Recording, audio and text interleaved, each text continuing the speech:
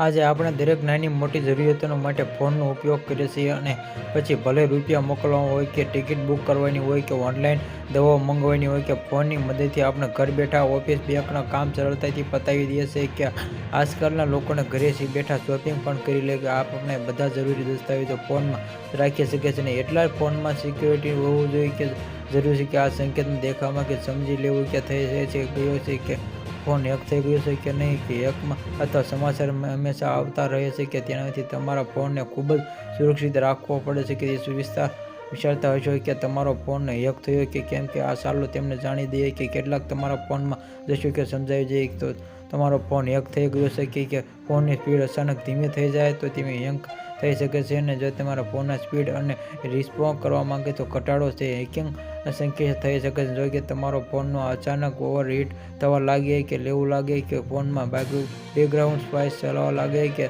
તમારી સાજુશી કરવામાં આવી રહી છે અને એપને ક્યારે એવું પણ લાગે કે તમારા ફોનમાં એપ ડાઉનલોડ કર્યા વિના દેખાઈ રહી કે ડિલીટ ન કરવું જોઈએ અને હેકર દ્વારા ડાઉનલોડ કરેલા હંમેશા SMS માટે સાઇન કર્યું ન હોવું જોઈએ અને આવી રીતે ચેક કરો કે મોબાઈલ ડેટા નેટવર્ક ઇન્ટરનેટ પછી ઇન્ટરનેટ ટેપ કરો અને તમારા મોબાઈલ ઇન્ટરનેટ સેવા પ્રભાવિત બાજુમાં સેટિંગ પર ટેપ કરો ટોચ પર તમારો ફૂલ ડેટા વપરાશ જરૂરી કે આલેખમાં વિગત જાણે કે ડેટા વપરાશ કરતા ટેપ કરો અને સમય પસંદ કર ડાઉનલોડ કરો અને આ ડાઉનલોડ એરો પર ટેપ કરો દરેક ડેટા ક્લિયર કરી નાખો.